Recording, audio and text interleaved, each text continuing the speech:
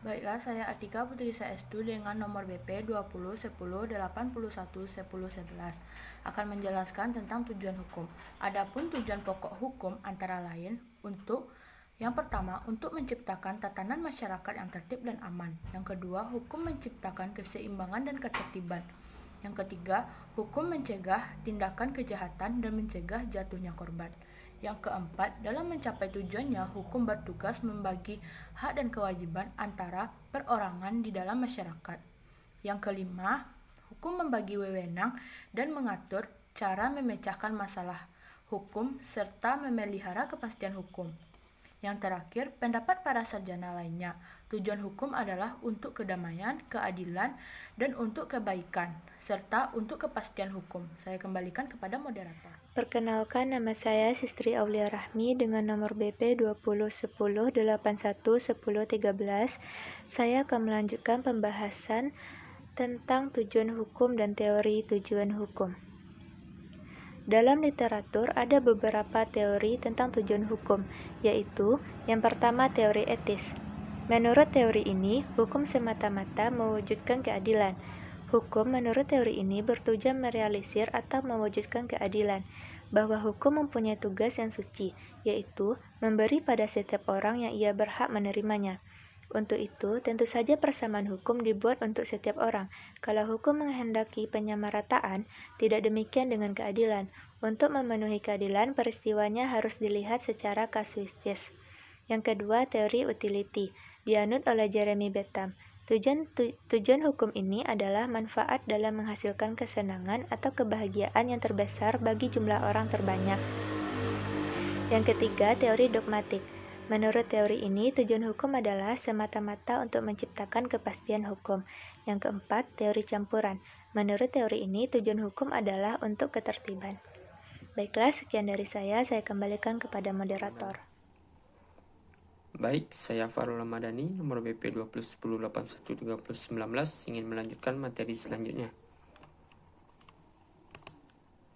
Selain itu, juga ada pendapat ahli-ahli lain, yaitu yang pertama, menurut Mukhtar Sumat Maja, tujuan pokok hukum adalah untuk ketertiban. Di samping ketertiban, tujuan lain dari hukum adalah tercapainya keadilan yang berbeda-beda, isi dan ukurannya menurut masyarakat dan zamannya. Yang kedua, menurut Pernadi dan Sujono Sukanto, tujuan hukum adalah untuk kedamaian hidup antar pribadi, yang meliputi ketertiban ekstern antar pribadi dan ketenangan intern antar pribadi. Yang ketiga, menurut Van Apeldoorn, tujuan hukum adalah mengatur pergaulan hidup manusia secara damai. Hukum menghendaki kedamaian di antara manusia dipertahankan oleh hukum dengan melindungi keputusan manusia, yaitu kehormatan, kemerdekaan, jiwa, harta benda, dan lain-lain.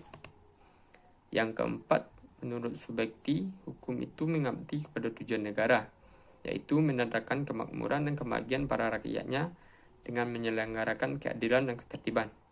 Yang kelima, menurut Profesor J. B. Lefroy, isi hukum itu ditentukan oleh yang pertama keadilan, yang kedua faedah.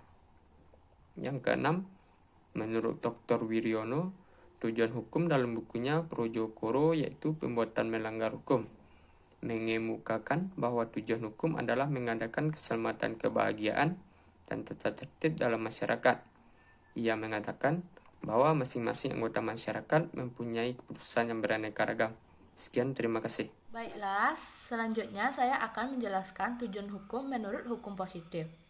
Tujuan hukum menurut hukum positif di Indonesia juga tercantum dalam alinea keempat pembukaan UUD 1945, yang mana berbunyi, kemudian daripada itu, untuk membentuk suatu pemerintah negara Indonesia yang melindungi segenap bangsa Indonesia dan seluruh tumpah darah Indonesia, dan untuk memajukan kesejahteraan umum, mencerdaskan kehidupan bangsa, dan ikut melaksanakan ketertiban dunia yang berdasarkan kemerdekaan, perdamaian abadi, dan keadilan sosial.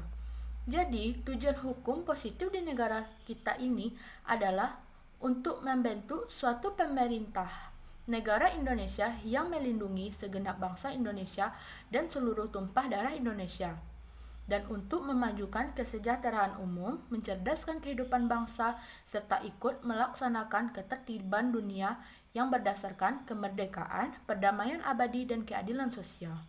Baiklah, hanya itu. Saya